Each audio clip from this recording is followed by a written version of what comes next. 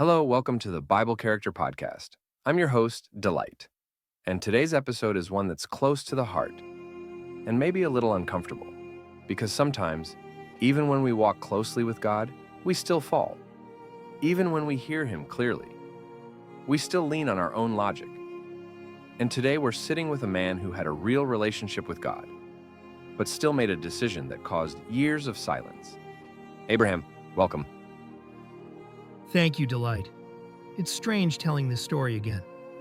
Not because I've forgotten, but because every time I think about it, I feel the weight of it all over again. Okay. Let's just start from the question on everyone's mind. How did it happen? You and Hagar? You had a promise. God told you Sarah would give you a son, so why go that route? That's the part people always ask. And honestly, I ask myself too, how did it happen? It didn't start with sin.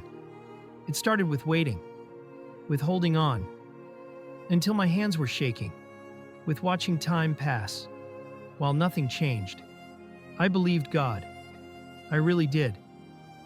But every month Sarah cried. Every year passed, and every servant in my house was having children, even the ones who didn't know God like I did, even Eliezer. And here I was, called, chosen, promised. So was it about pressure, about Yet pain? without a child. It was everything. It was about the unfulfilled promise. It was watching Sarah break down, thinking she was the problem. It was lying awake at night, asking God, where's the promise? You know what it's like to pray for something so long, that you start adjusting your faith to fit your situation? That's what I did. I thought, maybe the promise needs my help. Maybe God is waiting for me to act. So Sarah suggested Hagar, and you agreed. Yes. And that's the part that hurts the most. It wasn't forced. It wasn't an accident. It was a choice. We were tired, and in that tiredness, we created another path. Hagar wasn't the mistake. The mistake was trying to fulfill God's promise without God's method. What happened after Ishmael was born? What changed? You want the truth? Absolutely, that is why we are here. God went silent.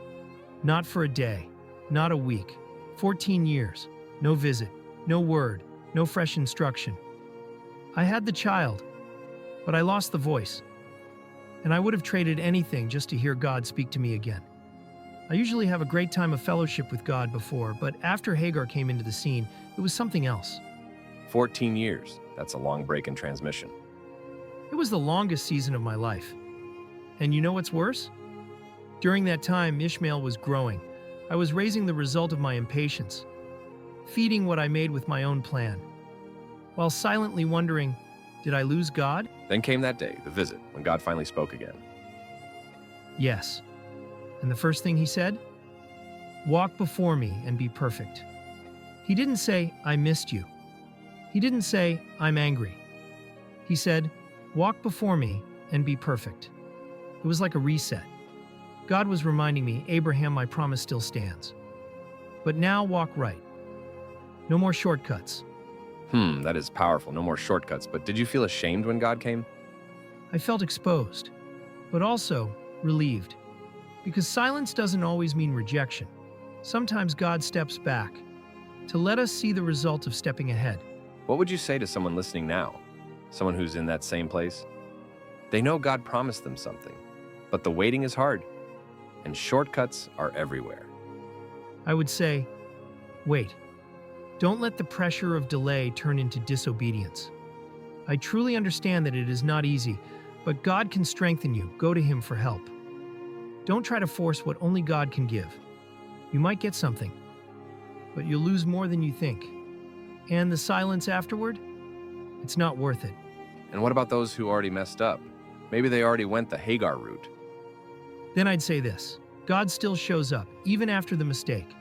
But when He does, and listen, when He says, walk before me, He's giving you a second chance. Don't waste it. That was deep, Abraham. Before we wrap up, any final word? Yes, obedience isn't easy, especially when God is quiet. But trust me, it's always worth it, because when God fulfills His promise, in His time, His way, you won't just get the blessing, you'll get the peace too. That is powerful and great. Thank you, Abraham, for the honesty, the humility, and the reminder that even the father of faith had to learn to wait. You've been listening to the Bible Character Podcast with me, Delight. Father Abraham has really taught us a lot today, and I do believe that you have learned one or two lessons from this podcast episode. Has God given you a promise, but the wait feels too long? Have you ever taken a shortcut and felt the silence afterward? Abraham's story reminds us that even when we mess up, God still speaks. But obedience is better than repair. Every time. Tell us in the comments. Are you in a season of waiting? What keeps you holding on to God's word? Like this video if Abraham's honesty helped you. Subscribe so you won't miss the next voice. We're just getting started. And remember, you don't need to force what only God can give. Walk with Him. Wait on Him. And when He speaks again, be ready. This is Bible Character Podcast. See you next time. God bless you.